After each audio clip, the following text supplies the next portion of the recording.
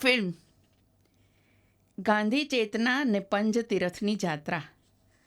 સમયાવધિ મુજબ આશરે 2 કલાકની મોટરમાર્ગની ત્રિજ્યામાં ગાંધી ચેતના હજી કેટલીક સક્રિય રહેલી સંસ્થાઓ, આશ્રમો, વિદ્યાલયો, છાત્રાલયો, વ્યક્તિઓ અને વિચારોમાં જીવંત છે. આ ત્રિજ્યાના કેન્દ્રમાં છે સુરત શહેર. બસ અહીંથી જ ઉપડી હતી અમારી જાત્રા. અહીં 5 એટલે કે પંજ ઐતિહાસિક ગાંધીધામો અને દરેકના સુરતથી મોટરમાર્ગના અંતરો જાણીએ. હરિપુરા 44 કિલોમીટર, બારડોલીથી 13 kilometre, Bardoli 28 kilometre, Dharasana 82 kilometre અને દાંડીથી 45 કિલોમીટર, વેડછી 57 કિલોમીટર. એક દિવસ વિચારનો ફૂટ્યો ફણગો ને ફણગાને ફૂટી પાંખ ને બસ થઈ ગયું સાકાર મારા પંચતીરથનું સ્વપ્ન. સુરત મારું શહેર નથી, પણ ગાંધીજીની દક્ષિણ ગુજરાતમાં રહેલી ઐતિહાસિક હાજરા હજુર હાજરી અને તે સુરત શહેરની ઇર્દ ગિર્દની નરી વાસ્તવિકતાએ મને દોર્યો.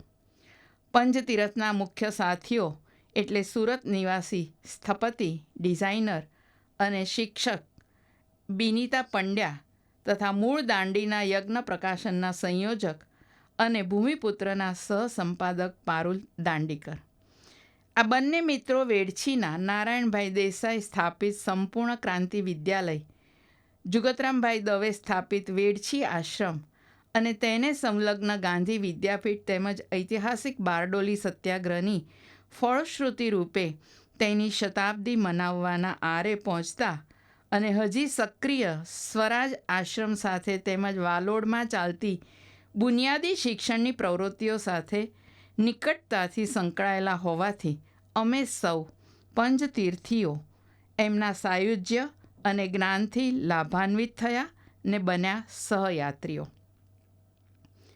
અમારી 16ની પંચતીરથ ટુકડીમાં શક્તિનું સિંચન કરવા માટે હોંશે હોંશે જોડાઈ હતી બુલંદ અવાજે ગાંધી બાપુના સુરીલા ઝારખંડી આદિવાસી ગીતો ગાતી મેઘા શ્રીરામ ડાલ્ટન.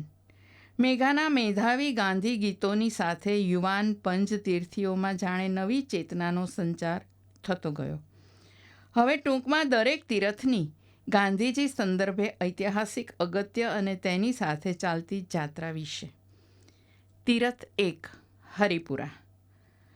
1938ના ફેબ્રુઆરી મહિનામાં ભરાયેલા ઇન્ડિયન નેશનલ કોંગ્રેસના 51મા અધિવેશનના પ્રમુખ તરીકે સુભાષચંદ્ર બોઝ ચૂંટાયા હતા. બારડોલીથી સાવ નજીક હરિપુરા ગામની પસંદગી વલ્લભભાઈ પટેલની હતી. દેશભરમાંથી 2 લાખ જેટલા પ્રતિનિધિઓ હરિપુરા પધાર્યા હતા. અધિવેશનના સ્થળનું નામ વિઠ્ઠલભાઈ પટેલની સ્મૃતિમાં વિઠ્ઠલનગર આપવામાં આવ્યું હતું. વિઠ્ઠલનગરને કલામય રીતે સુશોભિત બનાવવા માટે રવિન્દ્રનાથ ટાગોરના શાંતિનિકેતનથી કલાગુરુ નંદલાલ બોઝ અને એમના વિદ્યાર્થીઓ અને કારીગરો બંગાળથી હરિપુરા આવ્યા હતા. જોગાનુજોગ જુલાઈ 2019માં અમારી ગાંધી જાત્રા ચાલતી હતી ત્યારે જગપ્રસિદ્ધ વેનિસ બિએનાલ પણ યોજાઈ રહ્યું હતું. મહાત્મા ગાંધીની 150મી જન્મ જયંતિ નિમિત્તે ઇટાલીના વેનિસ 2019ના અલાયદા ઇન્ડિયા પેવેલિયનમાં હરિપુરા માટે નંદબાબુએ સર્જેલા ટેમ્પોરા પેઇન્ટિંગ્સ, જે હરિપુરા પોસ્ટર તરીકે જાણીતા છે, તે મુકાયા હતા અને એ રીતે અમારા પંચતીરથનું સુરત પાસેનું ધામ જગતભરમાં પંકાઈ ચૂક્યું હતું. તીરથ 2 બારડોલી. વલ્લભભાઈ પટેલની આગેવાની હેઠળનો બારડોલી સત્યાગ્રહ ભારતની આઝાદીની ચળવળનો એક ઐતિહાસિક સીમાસ્તંભ છે. એવી ઐતિહાસિકતાની છાયમાં સ્વરાજ આશ્રમ સંચાલિત કન્યાશાળામાં સેંકડો આદિવાસી અને વંચિત દીકરીઓ નાનીબેન તરીકે પ્રિય એવા નિરંજનાબેન કલાર્થીના માર્ગદર્શન હેઠળ ઉત્તમ અને સર્વાંગી કેળવણી પામી રહી છે. એ બપોરે શું અદ્ભુત લયમાં આશ્રમના વિશાળ પ્રાંગણમાં વર્તુળાકારે નાચી હતી કન્યાશાળાની દીકરીઓ. એમના ગીતમાં ભારોભાર મધુરતા. પંચતીર્થીઓ પણ એમની સાથે જોડાયા હતા. છોડવાઓ અને વૃક્ષો પણ ફુલ્લ કુસુમિત દ્રુમદલ શોભિનીમ. તીરથ 3 ધરાસણા. દાંડી પછી તરત ઉપાડેલો ધરાસણાનો નમક સત્યાગ્રહ ગાંધીજીની અહિંસક લડતની ખરી પરીક્ષા લેનારો નીવડ્યો હતો. અહીં સત્યાગ્રહીઓ પર બ્રિટિશ પોલીસે કાળો કેર વર્તાવ્યો હતો. સેંકડો સત્યાગ્રહીઓ જ ઘાયલ થયા હતા અને 4 જણ તો શહીદ થયા હતા. ગભરાયેલા બ્રિટિશ અફસરોએ ગાંધીજીની ગુપ્તપણે મધરાતે ધરપકડ કરી લીધી હોવાથી તેઓ ધરાસણા પહોંચી નહોતા શક્યા. પણ એમના કહેવાથી ત્યાંની આગેવાની સરોજિની નાયડુ અને અબ્બાસ તૈયબજીએ લીધી હતી. એમની પણ બ્રિટિશ પોલીસે ધરપકડ કરી હતી. ધરાસણાના ઇતિહાસને વિગતવાર અંકિત કરતી જાણીતા ગાંધીવાદી લેખક અનુવાદક મોહનભાઈ દાંડીકરની પુસ્તિકા અમને એમના સુપુત્રી અને અમારા સહતીર્થી પારુલબેને આપી હતી. ધરાસણાની ભૂમિ પર તેનું વર્ણન સાંભળીને બધાની આંખો ભીની થઈ ગઈ હતી. ધરાસણા સત્યાગ્રહના ઇતિહાસનું સ્મરણ કરાવતા સ્મારકોના અમે સૌએ દર્શન કર્યા. તીરથ 4 દાંડી. 1930માં ગાંધીજીએ આદરેલી દાંડી કૂચ તો જગવિખ્યાત છે. બ્રિટિશ સરકારે ભારતની પ્રજા પર લાદેલા અન્યાયી કાનૂન સામે 12 માર્ચ 1930થી 6 એપ્રિલ 1930ના ગાળામાં અમદાવાદના સાબરમતી આશ્રમથી દાંડીના દરિયા કિનારા સુધીની 24 દિવસની 240 માઇલની અહિંસક પૈદલ કૂચે દેશભરમાં નવી ક્રાંતિ આણી દીધી હતી. 1930ની 6ઠી માર્ચે સવારના 6:30 વાગે ગાંધીજીએ દાંડીના દરિયા કિનારે જાહેરમાં મીઠાના કાયદાનો ભંગ કરીને બ્રિટિશ સલ્તનતને અહિંસક આહ્વાન આપ્યું હતું. દાંડી જવું એટલે પહેલાં મૂર્ધન્ય ઇતિહાસકાર મોહનભાઈ દાંડીકરને મળીને જ આગળ વધવું પડે. 85 વર્ષના મોહનભાઈની સ્મૃતિ હજી પણ ટકોરાબદ્ધ. ખૂબ રસપ્રદ વાતો કરી એમણે અમારી સાથે.